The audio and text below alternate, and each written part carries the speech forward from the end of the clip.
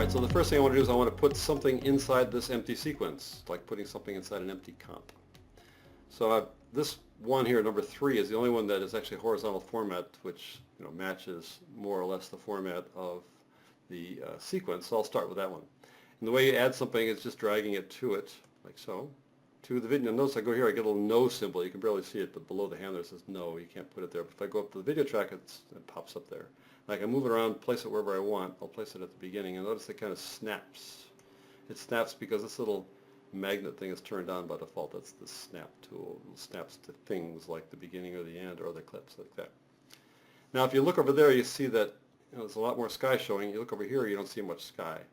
That's because when you add something to a sequence, it centers that thing and shows only the area that would equal the size of the sequence, in this case 1920 by 1080. Anything outside that is off screen, which is the way it should be. That's the way you want things to be. You don't want to be surprised to have it automatically go down to the right size. So I can right click on this as we do in After Effects, and there's a thing called scale to frame size or set to frame size. And what's the difference? Set just changes the scale to a smaller percentage. Scale makes it fit and then sets the percentage to 100, which seems kind of weird, but it loses some quality if you use scale. If you use set, it maintains the quality. If you use scale, it has fewer pixels, which makes it easier to play back if you got a really big picture, but I want to retain the quality. So I set the frame size, and now you can see that it's not 16 by 9. This was shot with a still camera, so it just comes out not 16 by 9, but something less than that. But we now have it set to the full heights anyways. All right. So if I click on this, make it active, you see it's active because it's white. If I click away, it's pink, depending on what you put in. The colors are dependent on whether you've got a still image or video or audio. If I click on it, then it's active. When it's active, you can open up the effect controls. You can open up the effect controls panel, and just as in After Effects, when you click on a layer in After Effects, and then you can work with the effect controls. But unlike After Effects, everything has some effects already applied to them. So anything that has images in them, be they video or graphics or still images, have these 3 effects already applied. And they're just sitting there in neutral waiting for you to do something. So they have the motion, opacity, and something called time remapping, which we're not going to get into here because it's a way to do slow motion. It's kind of tricky. But motion and opacity. And inside motion, it's like the transform inside After Effects. You've got position, scale, rotation, anchor, and something called the anti-flicker filter, which is, again, something we don't need to worry about here. So position, scale, rotation, and anchor point.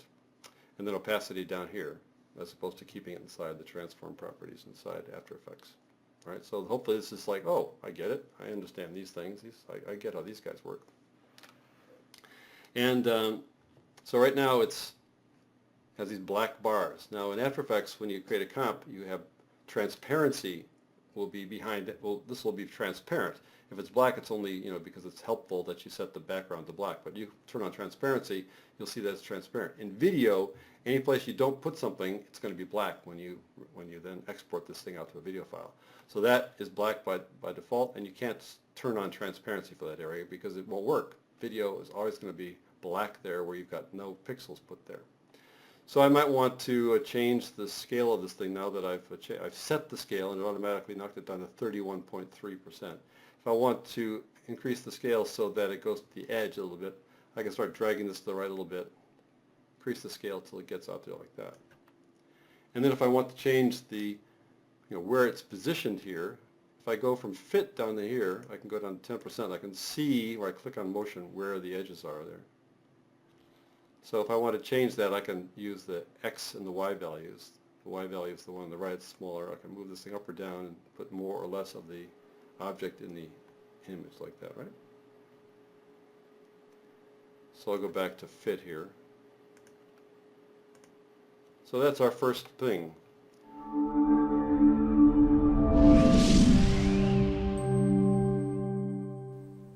Thank you for watching this video.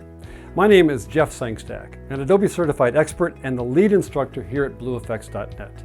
If you want to watch this entire video lesson, as well as other live classes and After Effects crash courses, then I invite you to check out the BlueFx After Effects Academy.